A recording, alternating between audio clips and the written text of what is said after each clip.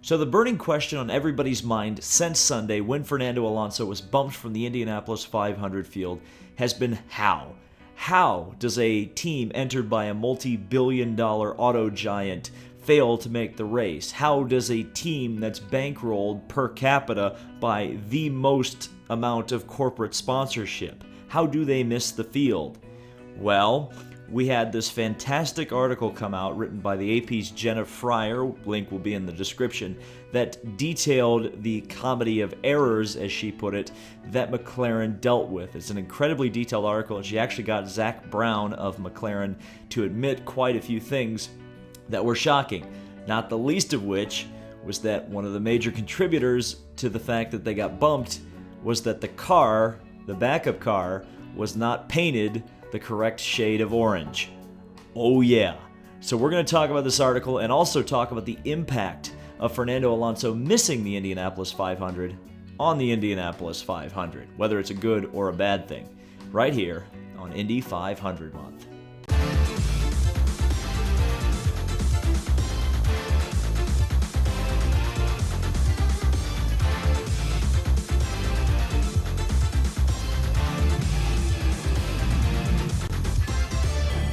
So unless you were completely oblivious to the goings-on at the Indianapolis Motor Speedway, I think, by the second or third day of practice, I think it was pretty clear that McLaren was in deep, deep trouble of making the field anyway.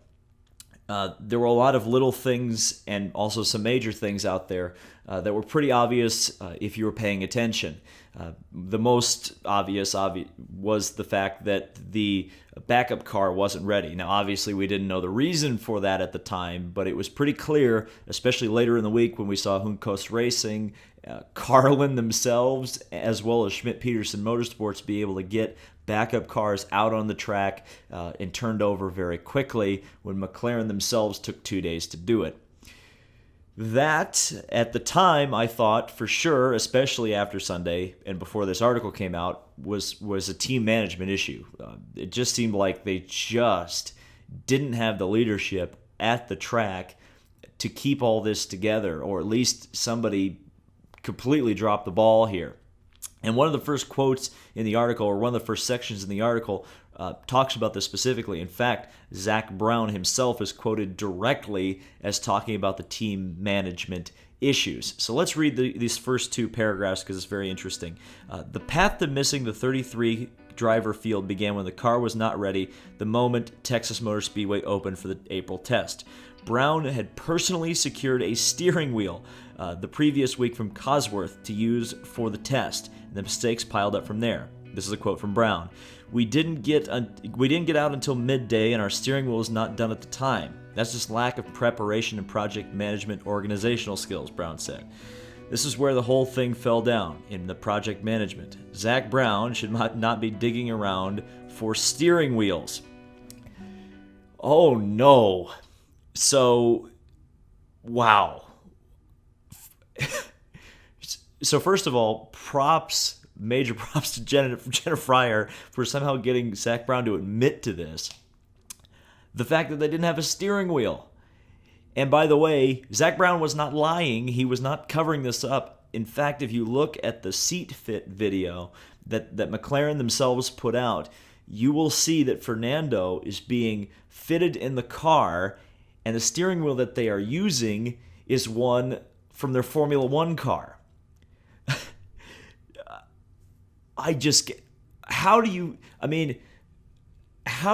bring a car to a test and not have a steering wheel?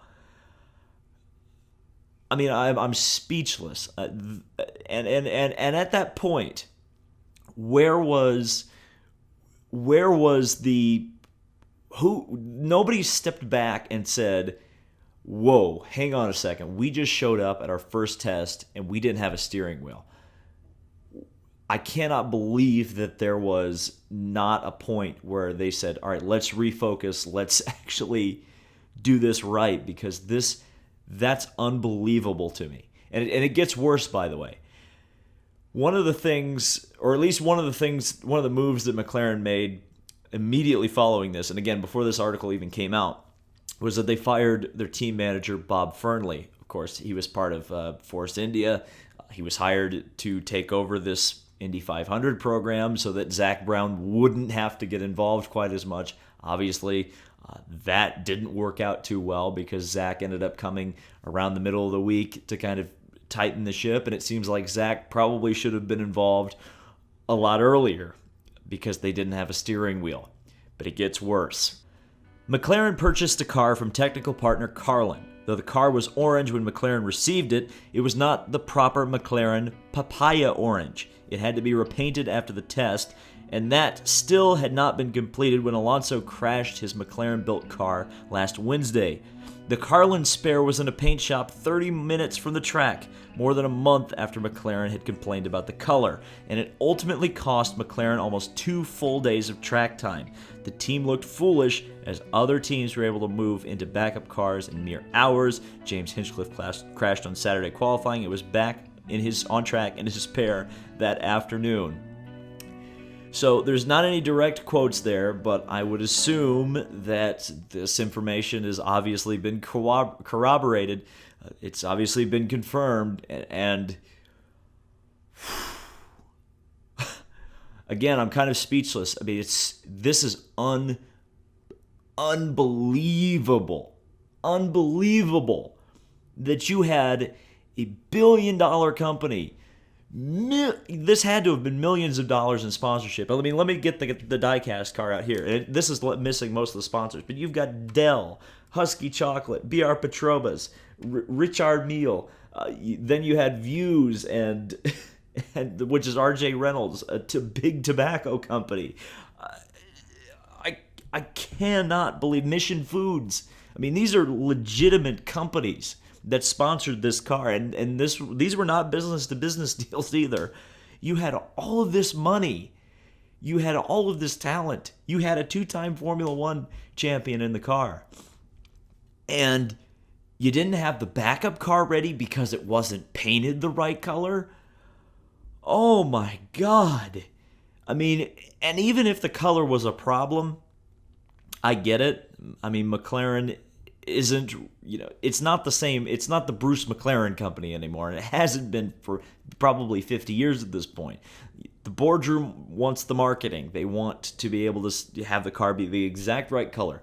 Okay, I get that. Again, it comes down to team management. If it's that important to have it painted, how in the hell did you have a car sitting in a paint shop, an Indy 500 car, even if it's the backup, for a 2-time world champion? You had that car sitting in a paint shop, not the racetrack, ready to go just in case the car hits the wall.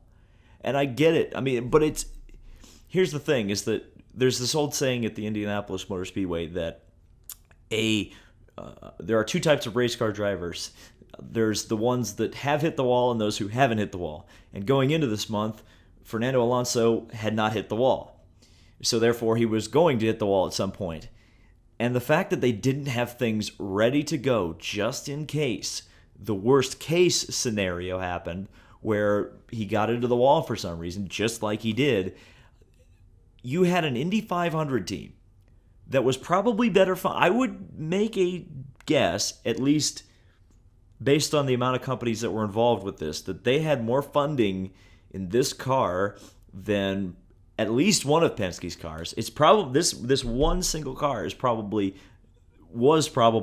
the car that brought in the most sponsorship dollars of any of the 36 that turned up to qualify.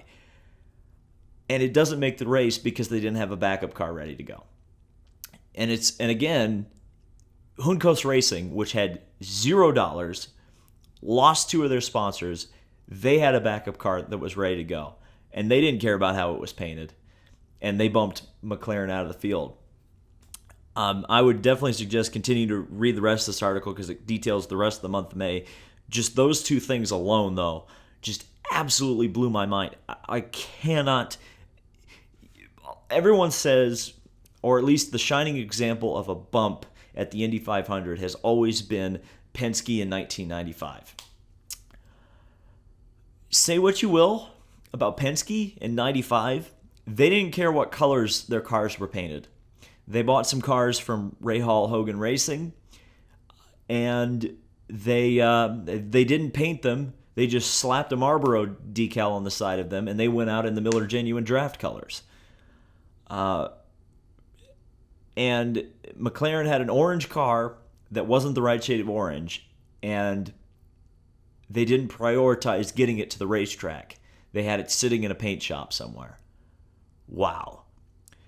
So let's talk real quick about the effect that this will have on the Indianapolis 500. Because, again, this is kind of going right back into this old debate about whether or not bump day should be a thing, whether or not there should be locked-in spots, yada, yada, yada. There might be a short-term loss for the Indy 500. You might have a few less Spaniards, a few 100,000 less Spaniards interested in watching this year's race that would have been interested if Fernando Alonso had been in. But I will put this forth. Last year, Indy 500 bump day got the Indianapolis 500 in national headlines.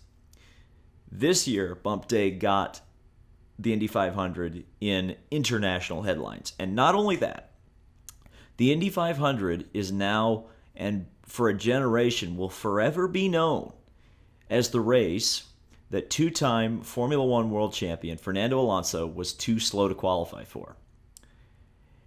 And in terms of lore, in terms of building up an event, that's exactly the kind of story you want. And one of the things that Indianapolis was kind of built on as an event was that it is a ruthless event.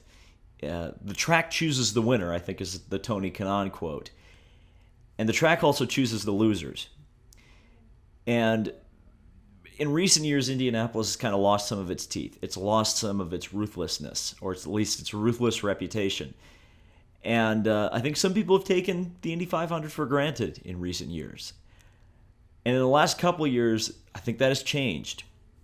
Whether it's some of the spectacular accidents we've seen, whether it's some of the incredibly close competition, whether it's these incredible superstar bumps like we saw with James Hinchcliffe and now Fernando Alonso. God only knows who's going to get bumped next year. These are the kind of things that make an event rather than just a race.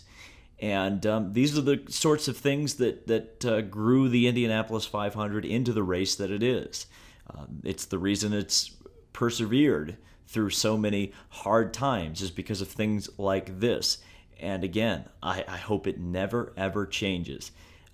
And again, I think, short term, does it suck that RJ Reynolds and Mission Foods and Dell Technologies and all these companies that signed on to one car missed the show? Sure.